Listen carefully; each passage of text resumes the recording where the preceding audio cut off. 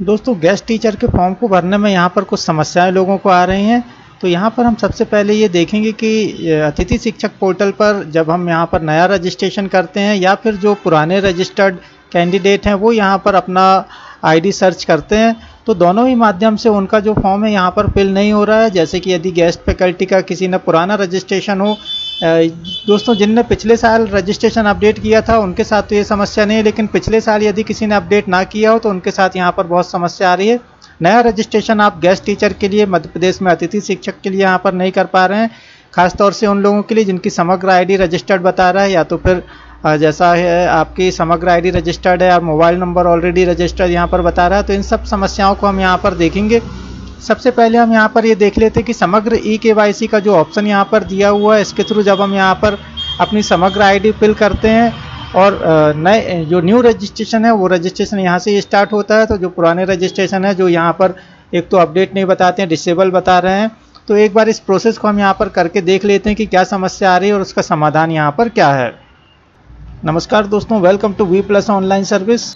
दोस्तों यहाँ पर जब हम अपनी 9 डिजिट की मेंबर आईडी फिल करके समग्र ई-केवाईसी सत्यापित करते हैं, यहाँ पर ओटीपी आपके मोबाइल में आता है। इस ओटीपी को फिल करके वेरीफाई ओटीपी किया जाता है।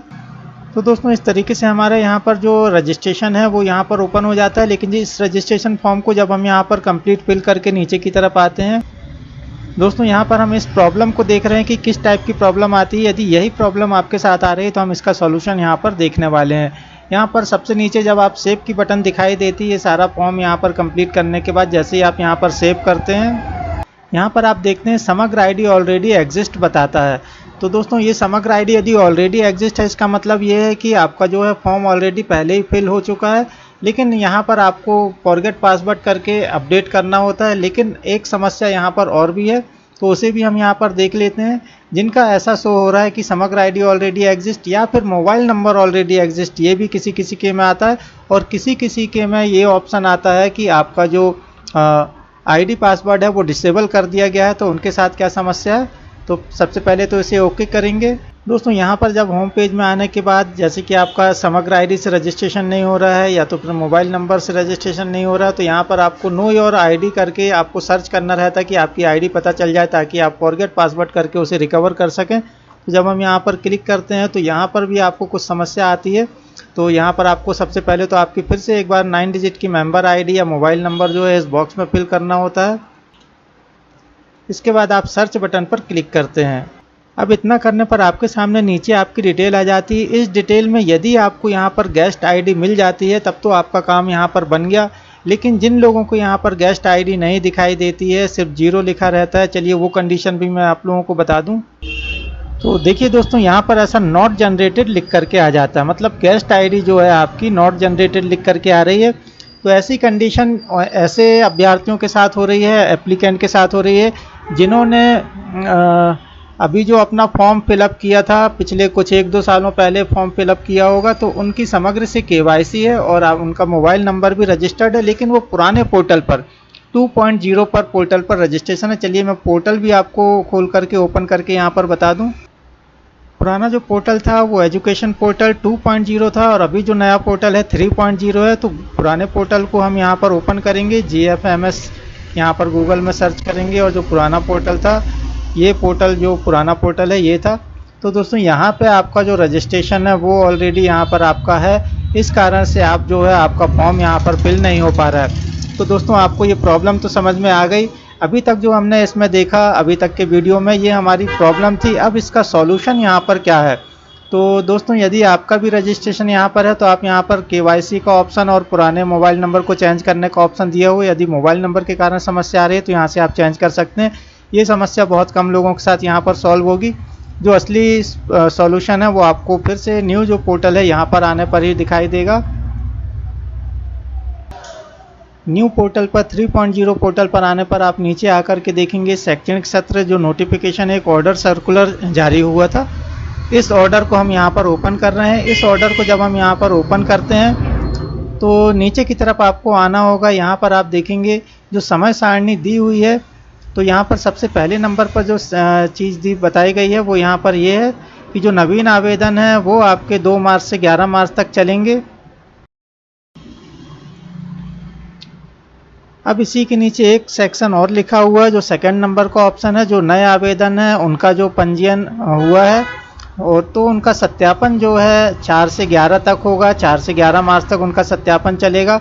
और अब यहाँ पर सबसे इम्पोर्टेंट उनका सॉल्यूशन आपको यहाँ पर दिखाई देने वाला है, जिनके साथ अभी ये समस्या आ रही है। यहाँ पर आप देख सकते हैं 12 मई से कुछ लोगों के फॉर्म स्टार्ट होंगे जो कि 22 मई तक चलेंगे। अब इसे आप पूरा पढ़ेंगे तो आपको यहाँ पर क्लियर हो जाएगा कि पूर्व में पंजीकृत समस्त आवेदक द्वारा प्रोफाइल अपडेट करना, पंजीयन में दर्ज जानकारी में आवश्यक संशोधन करना, अनुभव की जानकारी को पैनल में दर्ज करना।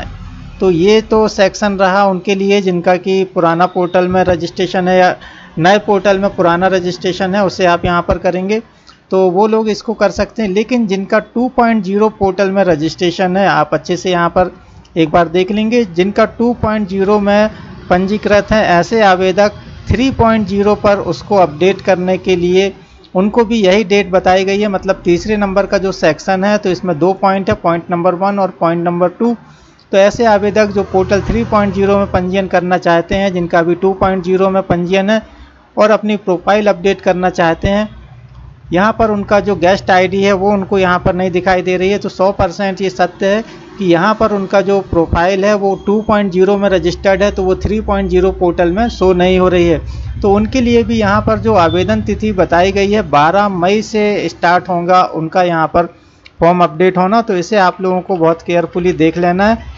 ये एक खास जानकारी है जो कि यहाँ पर हमने अच्छे से जब इसे पढ़ा तब हमें ये समझ में आया और हमने इसे मेज़र किया कि किन लोगों के साथ ये समस्या आ रही है। तो बिल्कुल ये समस्या सिर्फ उन्हीं लोगों के साथ आ रही है जिनका 2.0 पोर्टल पर रजिस्ट्रेशन रहा हो। तो दोस्तों, आप नए पोर्टल पर रजिस्ट्रेशन करना चाहते हैं तो नया रजिस्ट्रेशन तो आपका हो नहीं पाएगा, लेकिन पुराना पोर्टल पर जो रजिस्ट्रेशन है उसे आप कैसे सर्च करके नए पोर्टल पर अपडेट कर पाएंगे, इसे हम जल्द ही अपने नए वीडियो में देखेंगे। यहाँ पर 12 मई को जैसे ही ये वीडियो जैसे ये प्रोफाइल ओपन हो जाएगी तो हम इसे अपडेट करना अपने इस चैनल पर बताएंगे। आप लोग उसे ज़रूर देखें। यहाँ पर जो आगे की कार्रवाई बताई गई है ऐसे स्टूडेंटों के लिए, जो कि ऐसे आवेदकों के लिए जो कि 12 मई को अपना पंजीयन करेंगे या 12 मई से 22 मई तक जो पंजीयन करेंगे, उनका जो वेरिफिकेशन है वो भी 12 मई से ही चालू हो जाएगा।